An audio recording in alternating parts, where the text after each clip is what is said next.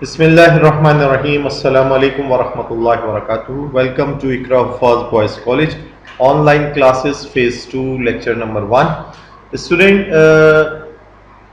पिछले फेज में जिस ऑनलाइन लेक्चर्स के फेज 1 में हम लोगों ने चैप्टर नंबर 1 और 2 को पढ़ लिया था, जबकि ऑनलाइन क्लासेस के फेज 2 में अब हम बात शुरू करेंगे चैप्टर नंबर 7 से। बीच में आपने chapter number 3, 4, 5 and 6 physical classroom teaching के अंदर पढ़ा।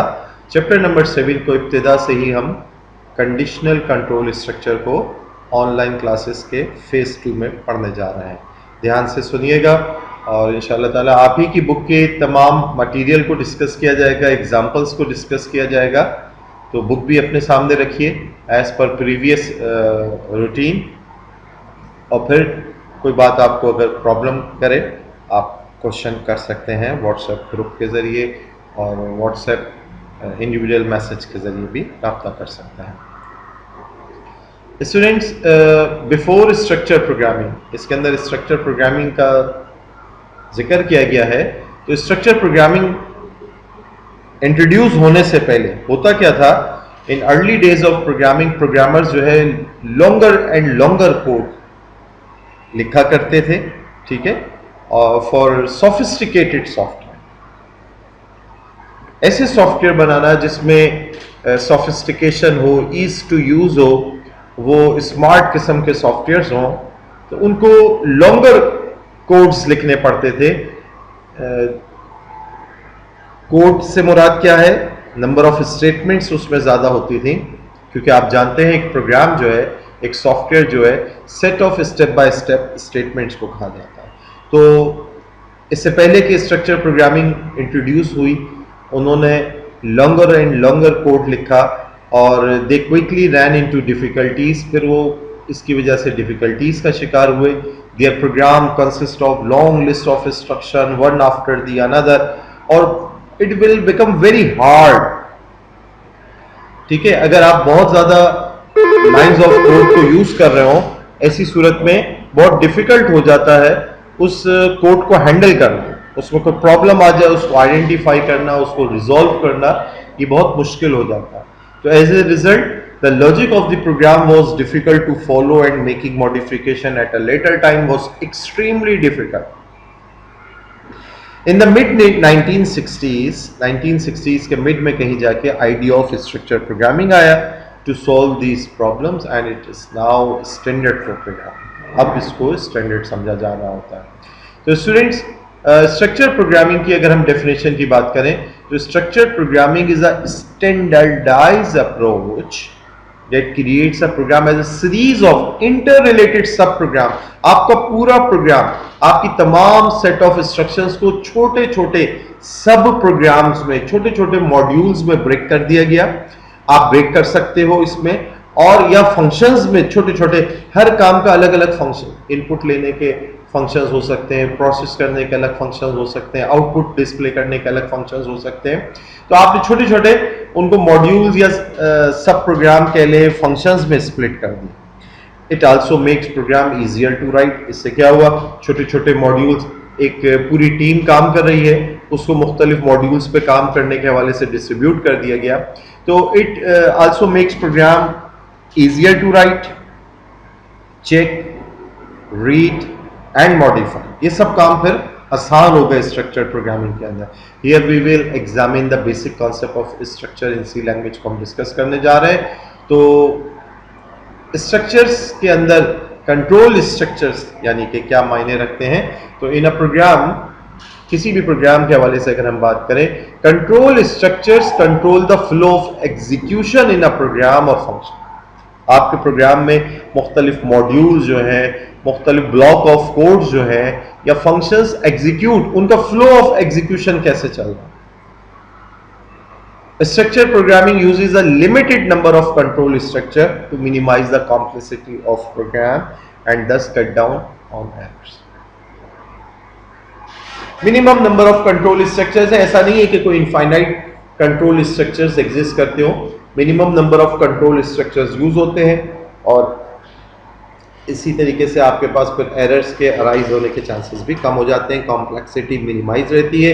There are 3 basic control structures जो कि तकरीबन नॉर्मली जब आप कोई भी प्रोग्रामिंग लैंग्वेज सीखते हैं तो इन 3 कंट्रोल स्ट्रक्चर्स का खसूसियत से उसके अंदर से कम होता है। लाइकवाइज सी लैंग्वेज के अंदर भी हम जो कि पढ़ रहे हैं तो हम सीक्वेंस कंट्रोल स्ट्रक्चर को जानेंगे या सीक्वेंशियल फ्लो कह लें, हम सिलेक्शन कंट्रोल स्ट्रक्चर को जानेंगे जो कि कंडीशनल फ्लो भी कहलाता है, हम इटरेशन कंट्रोल स्ट्रक्चर को जानेंगे जो कि रिपीटेटिव फ्लो भी कहलाता है। क्योंकि कंट्रोल स्ट्रक्चर आपने जाना ना, कंट्रोल स्ट्रक्चर के मायने flow of execution in the program, it controls the flow of execution in a program. तो स्टूडेंट्स ये चैप्टर नंबर 7 है। चैप्टर 7 से पहले आपने जितनी भी सैंपल प्रोग्राम्स देखे या प्रोग्राम्स बनाए नॉर्मली, उस सब के सब सिक्वेंशियल फ्लो के प्रोग्राम्स, उनमें सब में सिक्वेंशियल फ्लो ही अप्लाई हो रहा था। इस चैप्टर के अंदर हमने खुसूसियत से कंडीशनल फ्लो सीखना है और इंशाअल्लाह ताला चैप्टर नंबर 8 के अंदर हमने इटरेशन या रिपीटेटिव फ्लो के बारे में जाना। तो स्टूडेंट इससे पहले कि हम इस चैप्टर नंबर 7 के कंडीशनल फ्लो को जाने इन डिटेल, हम सिक्वेंशियल फ्लो या सिक्वेंशियल कंट्रोल स्ट्रक्चर क्या होता है उसको रिकॉल करते हैं। क्योंकि हमने सिक्वेंशियल कंट्रोल स्ट्रक्चर को अप्लाई करना तो सीख लिया, लेकिन ये एक्चुअली होता क्या है इसको थोड़ा सा इन डिटेल एक दफा फिर रिकॉल कर लेते हैं। तो जनाब सिक्वेंशियल कंट्रोल स्ट्रक्चर क्या है, is the most straight forward. Sequence के मायने स्टूडेंट्स आप जानते हो एक तरतीब, एक ऑर्डर विदाउट एनी स्किपिंग, एक तरतीबवार कोई चीज का चलना। तो the statements are executed in the same order in which they appear within the program. आप जो प्रोग्राम में स्टेटमेंट्स को जिन तरतीब से टाइप करते हो, प्लान करते हो, आपका प्रोग्राम उस ऑर्डर के मुताबिक स्टेटमेंट्स को रन करता है, इंस्ट्रक्शंस को एग्जीक्यूट करता है, one after the another. The program written in the previous chapters are all sequential programs. जैसे कि मैंने आपको जिक्र किया कि आप जो अब तक जितने प्रीवियस चैप्टर्स के अंदर प्रोग्राम्स को डिस्कस करते आए हो, प्रोग्राम करते आए हो, वो सारे सिक्वेंशियल कंट्रोल स्ट्रक्चर पे थे। We say that such a program is a sequence of steps. मायने क्या है? Number 1, at any time, at a time only one step is to be carried out. एक वक्त में एक step carried out. Every step is to be carried out once and only once. None is repeated and none is omitted. किसी भी step को skip होने की भी इजाजत नहीं है और रिपीट होने की भी इजाजत नहीं है। Sequential control structure. The order of executing the step is the same as that which they are written.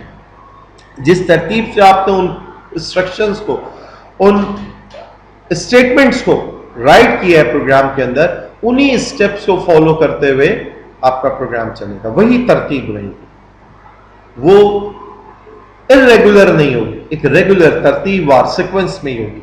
Termination of the last step, जब कभी आपका प्रोग्राम टर्मिनेट होगा, जो लास्ट स्टेप पे आके बाद जो टर्मिनेट होगी indicates end of the program, वहां पर आकर आपका प्रोग्राम एंड हो जाएगा।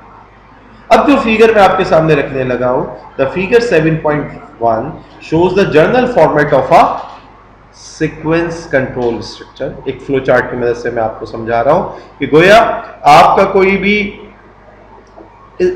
फ्लो ऑफ स्टेटमेंट कह लें कि execution of the program sequential कब कहलाता है? जब देखें आप स्टेटमेंट 1, उसके बाद स्टेटमेंट 2 एंड ऑनवर्ड्स। प्रोग्राम का फ्लो एक तरतीबवार चल रहा है। मुमकिन ही नहीं है कि स्टेटमेंट नंबर 2 पर हम पहुंच जाए बाय स्किपिंग स्टेटमेंट 1, और स्टेटमेंट 1 के बाद जो है वो स्टेटमेंट 3 नहीं आएगी जब तक कि आप स्टेटमेंट 2 को, आपका प्रोग्राम स्टेटमेंट 2 की एग्जीक्यूशन ना हो जाए। ये है सिक्वेंशियल कंट्रोल स्ट्रक्चर। और स्टूडेंट्स ये सिक्वेंशियल कंट्रोल स्ट्रक्चर आपको और भी वाज़ेह उस वक्त होगा जब आप कंडीशनल कंट्रोल स्ट्रक्चर या सिलेक्शन कंट्रोल स्ट्रक्चर जान लेंगे। उसमें आप इंशाल्लाह नेक्स्ट वीडियो लेक्चर में देख रहे होंगे कि some part of the program may be skipped, some statements may be skipped. वो जो तरतीब नजर आ रही होगी उसमें से कोई बीच में से स्किप हो सकती होगी बेस्ड ऑन सर्टेन कंडीशंस। तो नेक्स्ट वीडियो लेक्चर के अंदर आप जो है कंडीशनल कंट्रोल स्ट्रक्चर के बारे में जान लेंगे। तब इन कंपैरेटिव आप सीक्वेंस कंट्रोल स्ट्रक्चर को भी जान जाएंगे कि ये जो एक के बाद एक स्टेटमेंट का वन बाय वन रन होना ये क्या है। जैसे इधर फिर से आपको मैं रिकॉल कराऊं कि एक वक्त में एक स्टेप कैरीड आउट होगा, हर स्टेप को कैरीड आउट होना है एक ही दफा, रिपीटेशन नहीं होनी है, और फिर स्टेप कोई स्टेप जो है स्किप नहीं होगा। द ऑर्डर तरतीब क्या होगी, जो बाद में आ रहा है स्टेटमेंट वो बाद में एग्जीक्यूट होगा, जो पहले है वो पहले होगा। जिस तरतीब से आपने प्लेस कर दिया प्रोग्राम में वही तरतीब फॉलो होगी, और आखिरी स्टेटमेंट जब इस प्रोग्राम की इस फ्लो चार्ट की जब एग्जीक्यूट होगी या डिस्कस होगी या प्रोसेस होगी तो उस वक्त आपका प्रोग्राम एंड हो जाएगा, गोया वहां पर आपका डिजायर रिजल्ट आपको मिल जाना चाहिए। ठीक है, तो इंशाल्लाह ताला नेक्स्ट वीडियो लेक्चर में हम कंडीशनल कंट्रोल स्ट्रक्चर को बाकायदा डिस्कस करेंगे, जो कि आपके चैप्टर का मेन टॉपिक है।